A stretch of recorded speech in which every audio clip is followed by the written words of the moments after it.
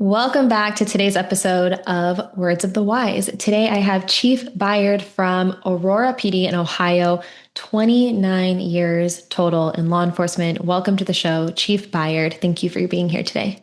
Thank you, Paige. Of course. Okay, so I want to dive into your background a little bit. 29 years is a long time. I know that you've been the police chief for Aurora for the past 12 years, which is also a long time to be in executive leadership. And previous to that, you worked for another agency and you spent 8 years assigned to a multi-jurisdictional drug task force. So give us a little bit of background into you and what your career has looked like. I know you also graduated from the FBI National Academy as well. So who are you? Yeah, thank you for the opportunity. It's 29 years, you're right, is a long time. It'll be 12 years in October as serving as police chief, which is longer than most people hold this position as from. It's I started my career off in as part-time in the city of Macedonia, and then moved into the city of Bedford, which was a great agency, great department.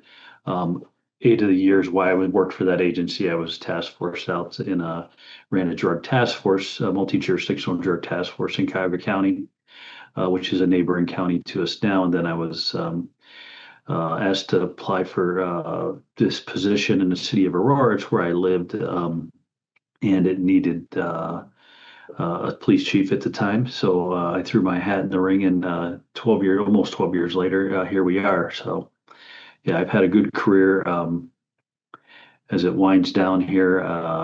Better than most, I would say, just because I was provided unique opportunities along the way, and I think it, was uh, just due to diligence and hard work and that type of stuff. So yeah. Yeah, I was just doing a podcast the other day, and one of the chiefs said that it goes fast, and it was this idea of taking your time, being grateful for the opportunities that you have, and as a younger officer, understanding that it goes faster than you think. And I think when we're all young, when we think 30 years from now, it seems like forever. And then we blink and we're like, what happened? It goes by so fast. My question for you is, what is the best leadership advice that you ever received? Wow. Probably, I would consider myself, especially when I was younger and a newer officer, high energy. You want to go out and save the world, but probably is to pace yourself and to have a life outside of the job. Don't surround yourself with, you come to work 8 to 12 hours a day, you go work a side job or a part-time job for 4 hours. Next thing you know, you're working 12, 16 hours a day, and then all your friends are police officers, and that's the only life you have. You don't have a release or an outlet. So have a diverse group of friends and family and outlets, whether it be religion, friends, family, like I said, but just don't get a life outside of the job, so to speak, outside of the profession. Yeah. Do you think that that helped you to be able to be now chief of police for 12 years as having outside interest to create kind of that longevity and almost like that rest and reset from the stressors of being in an executive position? I do think so. I think that it's taken me a long time to figure it out, but now as I get towards the latter part of my career, I've found that hobbies and other interests that I enjoy outside of the law enforcement profession, that's where I find my mindfulness and my wellness and my peacefulness, so to speak, at the end of the day, when you can kind of decompress and think about things without any outside noise. And in this profession, a lot of stuff does take time and strategy to think about, because the Mm. decisions you make affect a lot of other people, whether it be the community or internally your officers and staff. Yeah.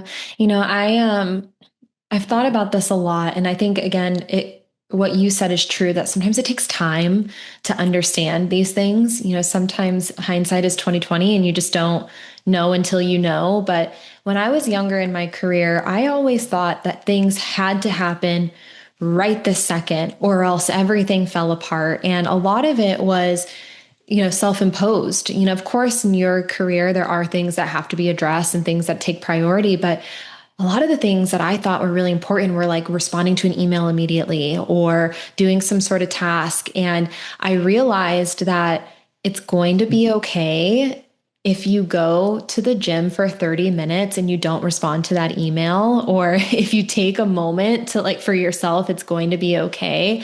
But I didn't have that mindset when I was younger. It was like guns ablazing, like all or nothing. Like I am sprinting the entire time. And I think as I got older, I recognized that I've been able to almost categorize things now of like, okay, this is high priority and has to happen right now.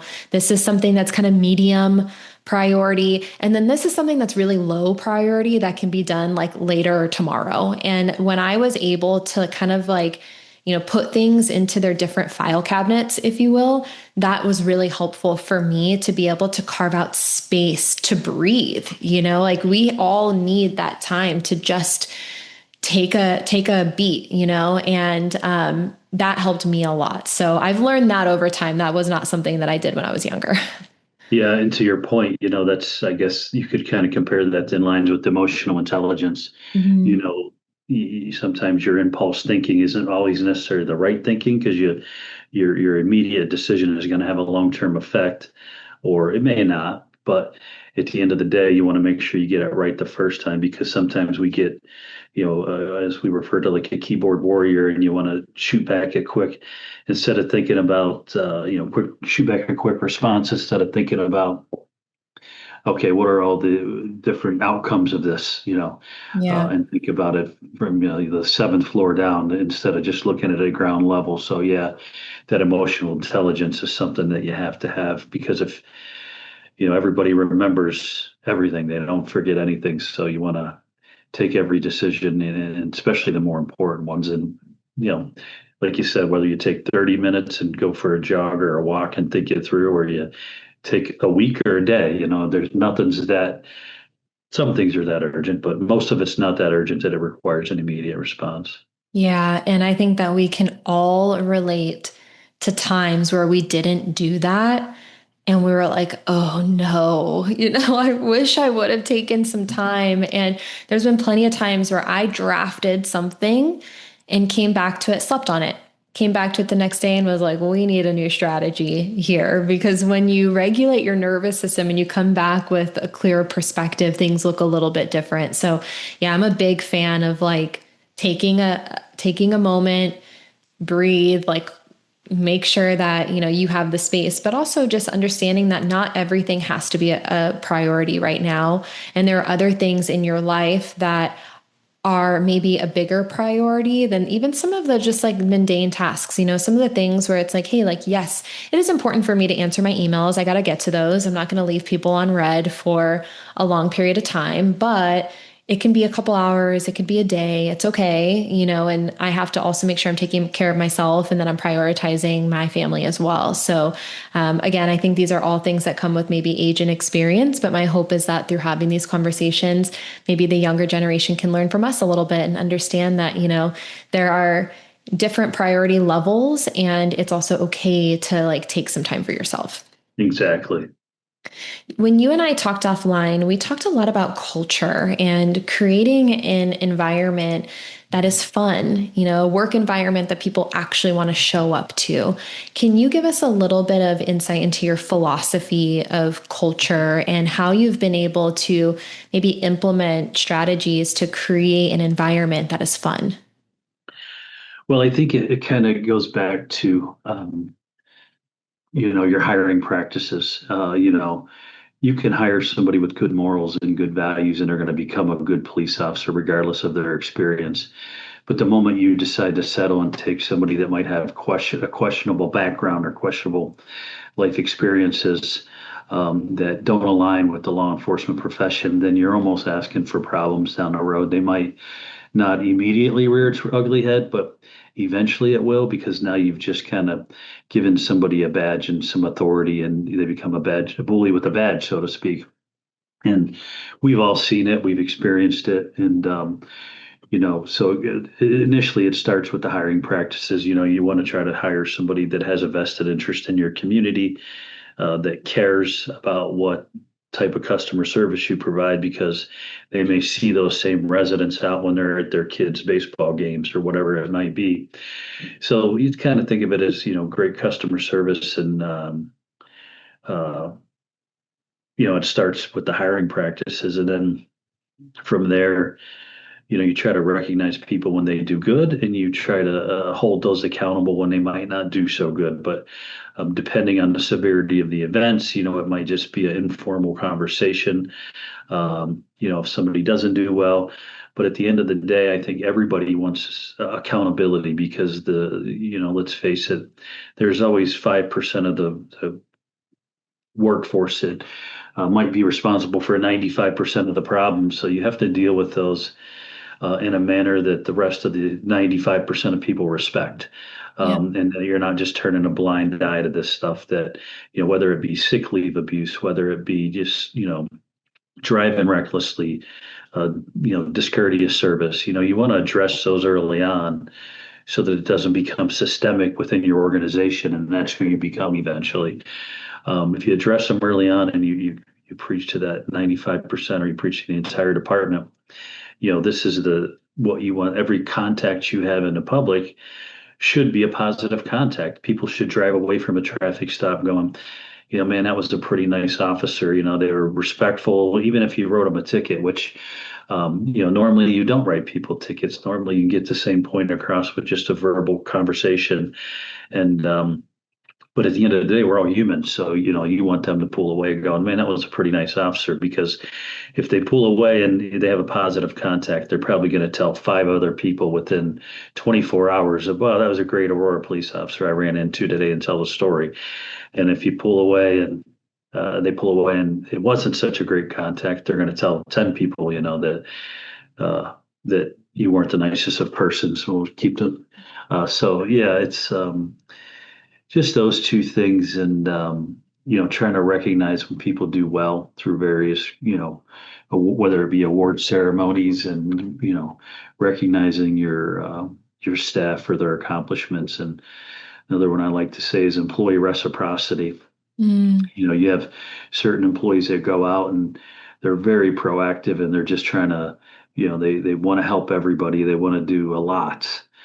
So obviously they become more engaged. And you have other employees that just want to kind of go out and do maybe the bare minimum, but they're not doing anything wrong. They're just trying to stay out of the way, so to speak. So that it's recognizing those employees that do a great job day in and day out. But again, it all goes back to your hiring practices, and you got to make sure you're hiring quality people. I do want to Which talk is a little very bit. difficult. Yeah, I want to talk about that because, one, I want to see, are there specific questions that you ask in your hiring process to be able to identify who those individuals are that you think would be a good fit and have the qualities that you're looking for?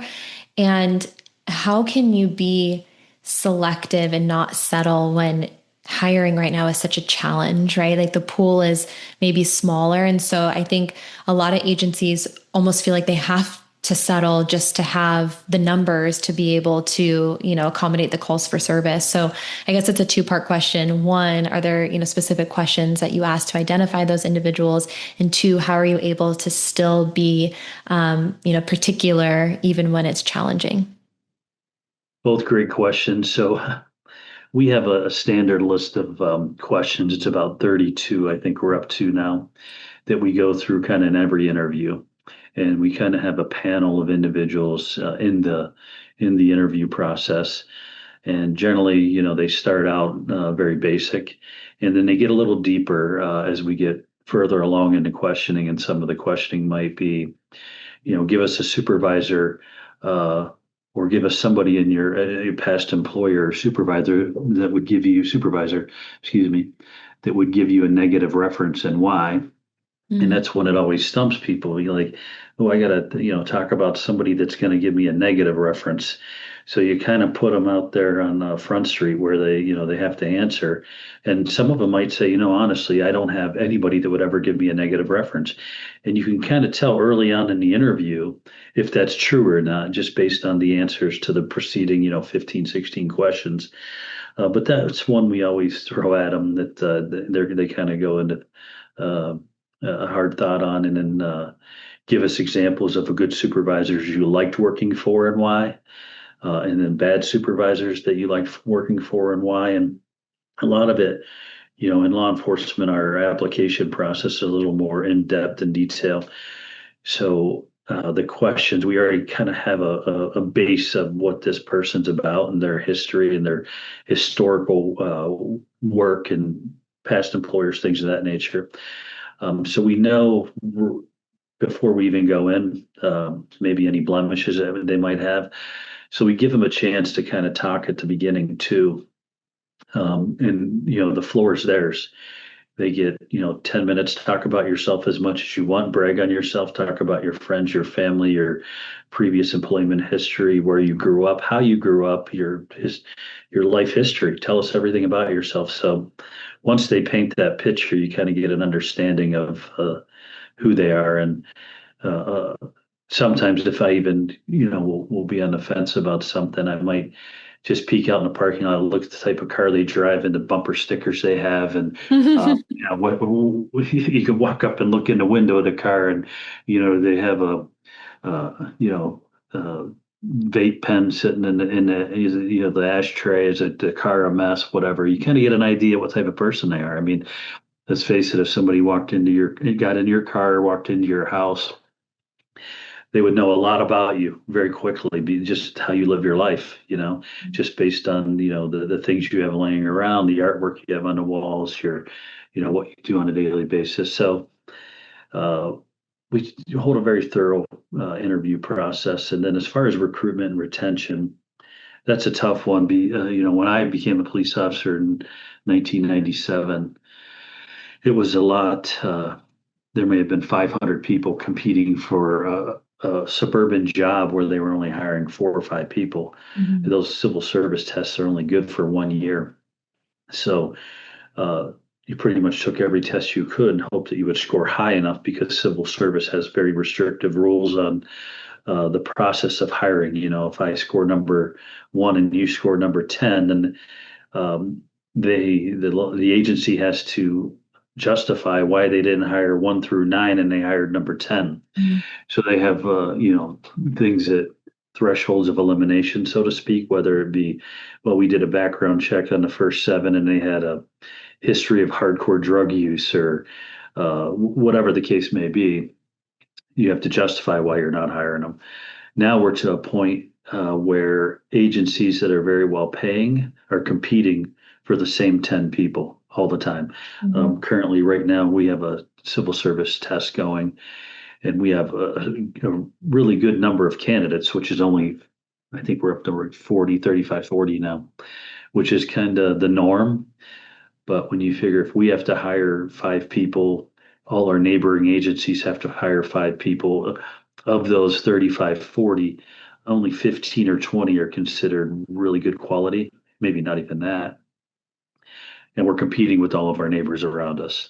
Mm. So it's kind of become a running joke, are you hiring so-and-so because we won't waste our time and money doing a polygraph or a psychological test on this individual if we already know you're going to make them an offer, So It's all about timing and just, I hate to say it, strategizing and, trying to entice people to come, that they want to come to your agency based on the environment and the culture that you have.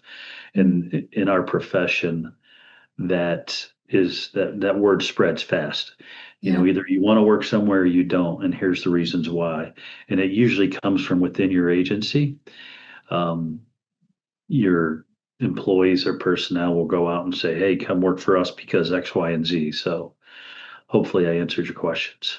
It does. Yeah. I like how you are trying to identify who the human is that you're hiring, and digging a little bit deeper. I love that you talked about, are they able to take ownership of their blemishes. I had never heard of someone say blemishes, and I like that descriptive word because I think that describes it perfectly. Like, are we able to take ownership? Are we able to self-assess? Are we able to identify the times where we've messed up or where we've excelled? And so I like that you talked a little bit about that of like, who is the person that we're hiring? Because I would imagine, and this is what my experience has been throughout my career, and obviously we have different careers, but I would rather hire someone who's passionate, who's a good person, has good values, hard worker, all the other things that are like specifics to the role can be taught. They can be trained, but you can't really train someone to be at their core a really good person. And so I love that you like try to identify that first and then understand that like we can build on top of that through our training methods and resources.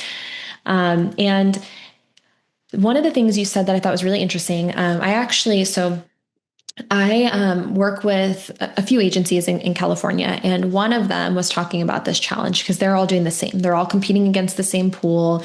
They're spending copious amounts of money on like commercials and advertising and trying to figure out what they can do.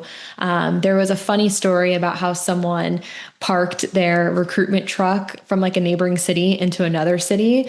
And then we were talking about this. We were actually laughing about it. And the guy was there somehow, like randomly. And he's like, that was me. He was like, I was actually going to get a coffee. Like it wasn't intentional. And everyone's like, yeah, sure. Right. And it's like this whole joke. But there was a hiring fair. And one of the agencies I work with was like, you know what we're going to do, because we have to set ourselves apart, right? We have to like show who we are as an organization. I love that you said showcase the culture. So what they did, and they have all the bells and whistles, right? They have all the training opportunities. They had, canine and drones and all the things. But they're like, we're not going to lead with that. We're going to lead with culture and wellness. We're going to show them that we take care of our people because that's something that we take a lot of pride in, and that it's a really healthy place to work. And so they led with their wellness programming, and they had a line wrapped around, this is what I was told, that they had a line wrapped around, people who were really interested, and everyone else had kind of spatterings, but they had a ton of interest by leading with culture first, wellness first.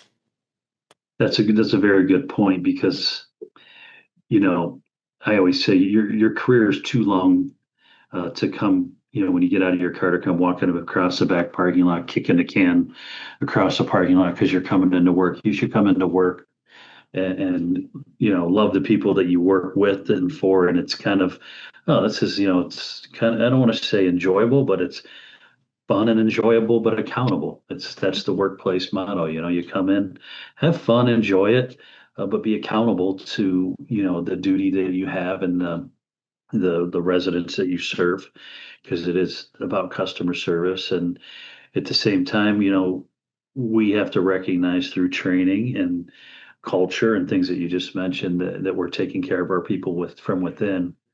And we're actually just prior to getting on the podcast, I was researching some things earlier this week and been thinking about there's a few different names for them, but it's almost like a wellness from, there's always that friendly competition between police and fire. And we always say they're the second responders to everything, but we get to everything first and put out the fire and they show up and they're, they have great shifts. They're over there and they're lazy boys watching TV. So I was thinking, I heard some calls one day and just a series of calls, once, it started out as, an officer had to go dispatch a deer, which, might not sound like the worst thing in the world until you get up there and you have to dispatch a deer and you don't do it every day. And then your next call is, an elderly man that might have taken his life. And then you got the next call that, Department of Children and Family Services is coming to take some kids from a home. So all that stuff starts to weigh on you, and you might not realize it at first, but when you start combining those daily events to weekly events to yearly to annually, and then you have the adrenaline dumps, throughout your career, throughout the year, and then it starts compounding, and you start compartmentalizing it. Well, where do police go to relax? I mean, they sit in their car in a park under a shady tree, and you hope that they can relax till they get the next call.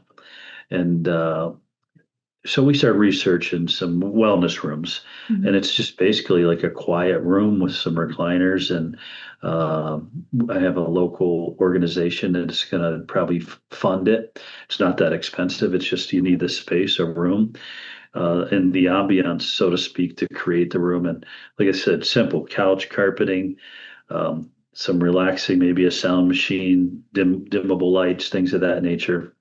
So where if you're having a bad day or you had a series of bad things, and most of the time you hope they're not so bad that you have to bring in a critical incident, stress debriefing team, which you do on occasion.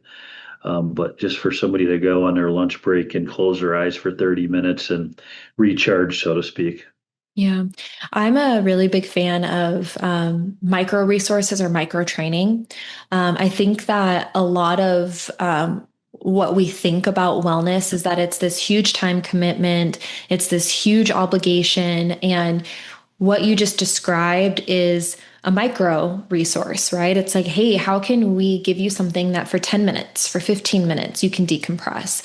How can we maybe give you resources so when you're in your patrol vehicle and you're under that tree and you're waiting for the next call, how can we train you to maybe do a quick mindfulness or like breathing techniques so that you can, self-regulate and prepare yourself mentally for what's to come? So what you just described to me is in line with that. It doesn't have to be this huge time commitment to, go and do like a full workout or a full therapy session, which those things are helpful. And I'm not saying replace those, still do those if you need them. Yeah. But, how can we integrate tiny practices, small micro practices throughout the day that help you to feel better and have more quality of life when you get to the end of that shift?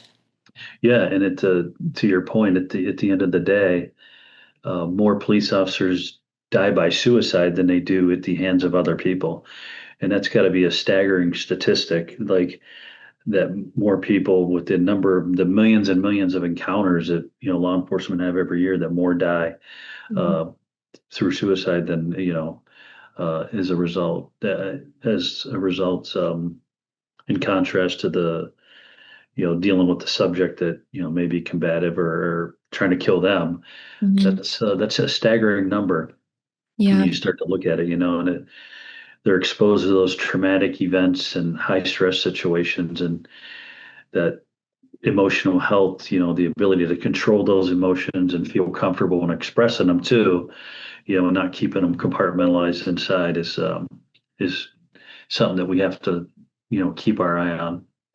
Yeah, I heard someone say the other day, and it was kind of in the context of stress, but I really liked it. They said that if you process it, you don't have to hold on to it. And if you don't hold on to it, then it's not going to haunt you forever. Right. And so it's this idea that, like, yes, things are going to leave imprints. You may not be able to forget everything, but how can we move through these things and how can we move through them quicker?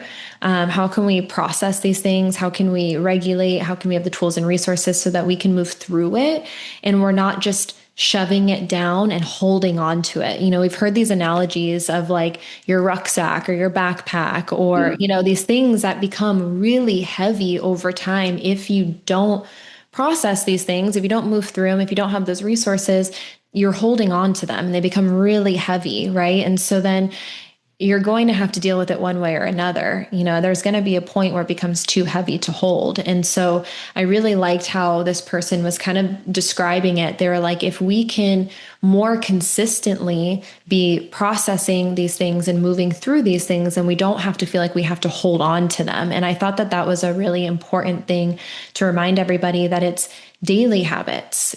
It's Yeah. and we can zoom out. We can say, okay, what are the daily habits? And then maybe once a month you have something that's a little bit more like a therapy session or whatever that looks like for you. But what are those consistent habits that we can start integrating on a daily basis that can help things feel a little bit lighter? Yeah, it's easy, to your point again, Paige, it's easy to identify the more traumatic events that are, just that adrenaline dump where it was a traumatic event. You need that critical incident stress debriefing, like we talked about, those are easy to identify because you bring in a support groups and, it was a traumatic event and therefore it happened. Mhm. But to your point, it's like that to your rucksack just filling on a daily basis. And you have to foster that emotional resilience, amongst your officers. And it requires like an organizational shift in like culture, like what your thoughts and beliefs are. You can no longer say pick it up and walk it off. It's you're just going to be okay, because we've learned through time that all that stuff comes back to haunt you later. And the more traumatic stuff, you can go, and I don't know how familiar with the EMDR. Yeah. You Oh, yeah. can have the EMDR done, and they've learned it. They can take those thoughts and remove them from the front of your brain to the back and put them in long-term storage.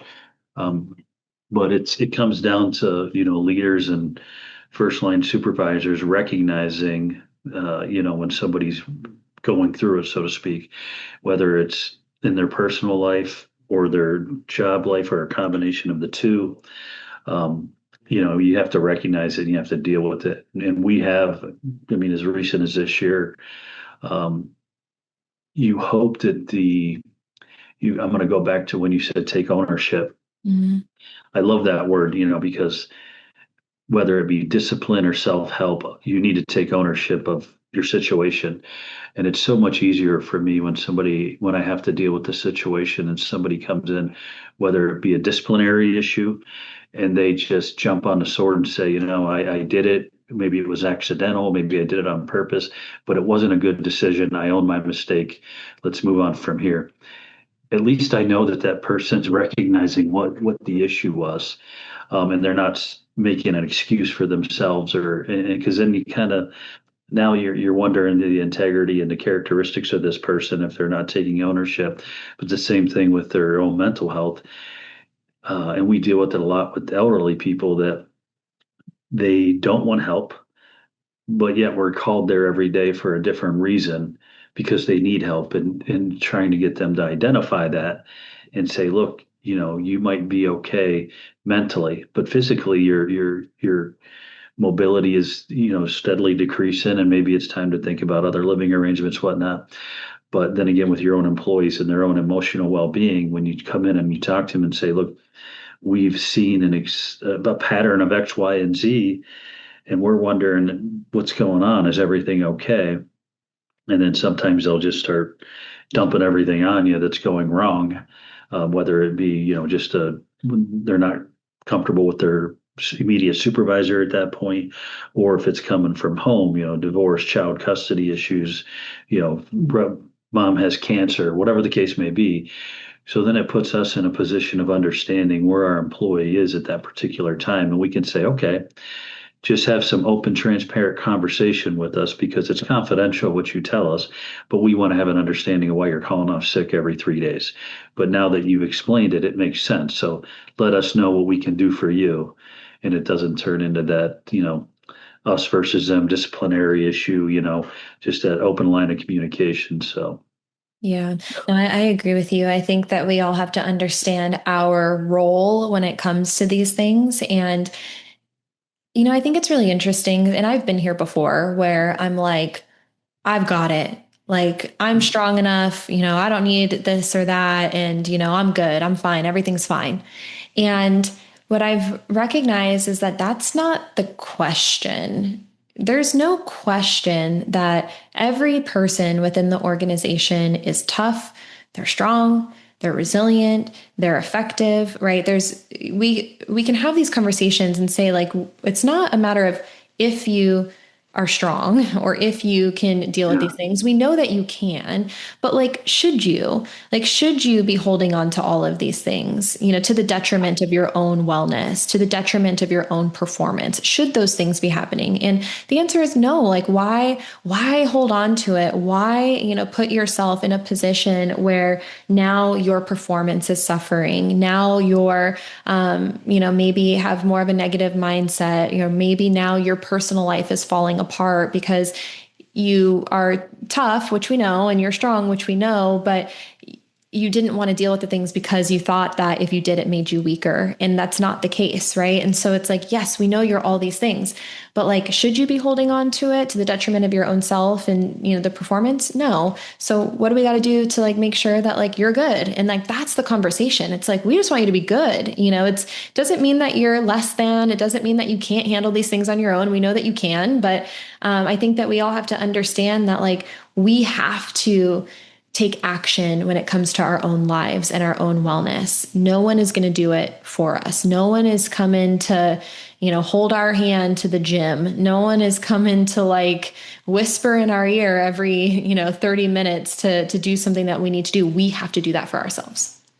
Yeah, you're right. And it's that the stigma surrounding seeking help, whether it's like you said, you're going to like you have to identify those outlets that work for you because they're different for everybody. Yeah.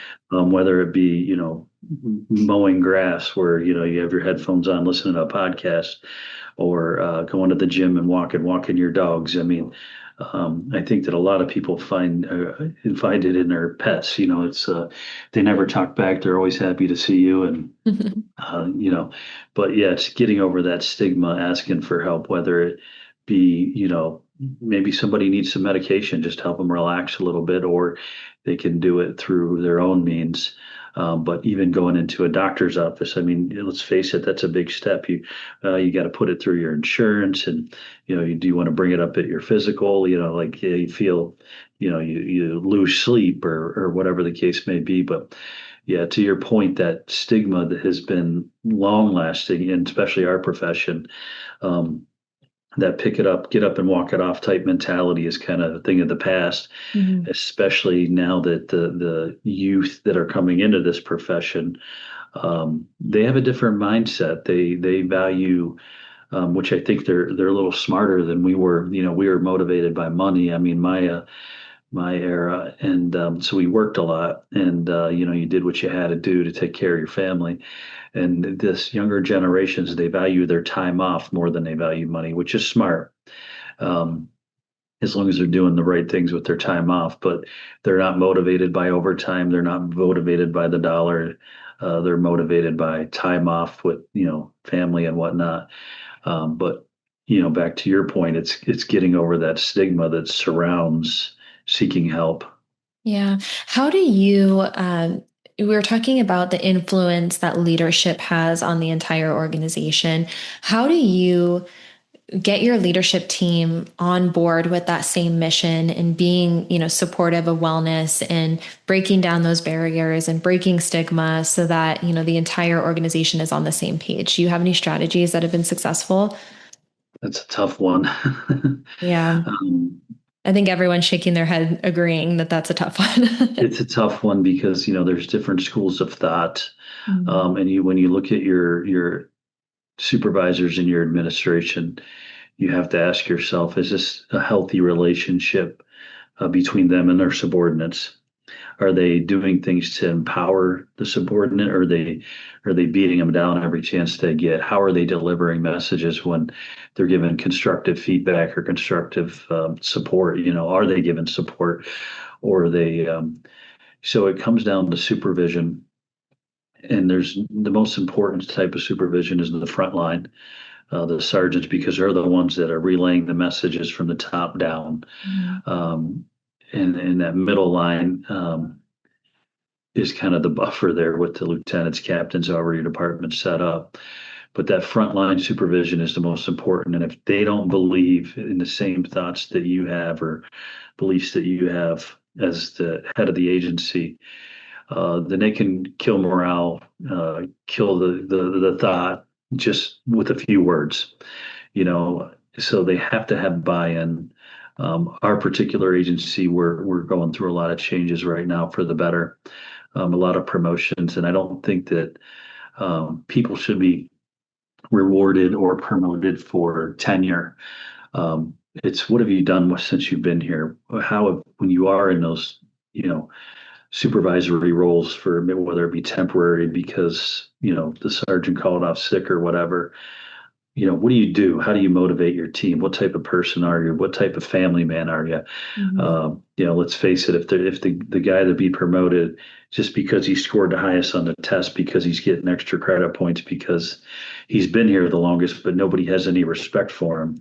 I mean, are you moving forward, or are you taking your agency backwards? So um, just recognizing that, trying to be strategic when dealing with it. And, whether it's moving people or just having talks and, with individuals to say, look, what are you bringing to the table? Are you helping the agency? Are you hurting the agency? Are you making these younger officers excited to come to work? Or do they dread coming to work? Do they dread coming to talk to you? Or are they supervisors shopping because they just don't care for your thoughts and beliefs? So Mhm. that's a tough question, but it's I think you got to break down those barriers and just talk to people and have those regularly scheduled meetings where people can get, both input and output from you. Yeah, thank you. It's interesting. A lot of the conversations that I'm hearing and that I'm having are around culture and organizational wellness. And there are, and I don't know how true these stats are, but I've heard this time and time again about how the stress within the organization is greater sometimes than the stress outside of the organization. And so it's this conversation about toxicity within the organization and how do you kind of nip that in the bud and how do you, create that culture. And, I think that a lot of agencies are struggling with that, especially because recruitment and retention are challenging, and how do you manage everything? But I appreciate you talking about, being strategic in how you're hiring, who you're hiring, making sure that it's something that's going to contribute to the health and wellness of the organization, and try to your point of what you said earlier, create a culture that people enjoy coming to, because at the end of the day, you can't control the things that happen outside of the walls of the organization, but you can try as much as possible to control the culture within the organization. So thank you. We are going to be running short on time, which I feel like I've never been a talker, but I just get like, yapping on these podcasts because I just really enjoy them. So I appreciate your time. But I know we started off with a little bit of advice and, things that have helped you along the way. But my final question, I'll let you kind of add to it, or if you want to kind of reiterate some of the things that you said before. But what words of wisdom would you share with the younger men and women who are entering into this profession today? Something that you wish you would have known earlier or something that's helped you along the way? Um, Probably as far as, on the job, don't allow the law enforcement lifestyle to consume you. That's your profession, that's your job. As much as you love it, have another life outside of law enforcement. Have friends that are not in law enforcement. When you leave work, leave the job. You're not on duty 24/7. Establish, financial goals that align with when you want to retire, and um, maintain them, so that investing. I think that that's one of the things that a lot of agencies lack, is there's nobody telling them early on, the younger officers, when they come in, they start making a good paycheck with good benefits, and nobody's telling them how to invest their money. You have opportunities to, but invest your money, and that would be the second thing. And be part of a culture that's fun, enjoyable, but accountable. Find hobbies and outlets early on that you enjoy doing, that contribute towards that mindfulness, whether it be walking, jogging, fishing, whatever's your cup of tea. Do that and disconnect when you leave work. Disconnect from work, and I think that over time you'll be a much healthier person, both mind, body, and spirit, so to speak. Thank you. Thank you so much for your time and coming on here today and talking about wellness and culture. I really appreciate it. Thank you, Paige, for having me. Of course.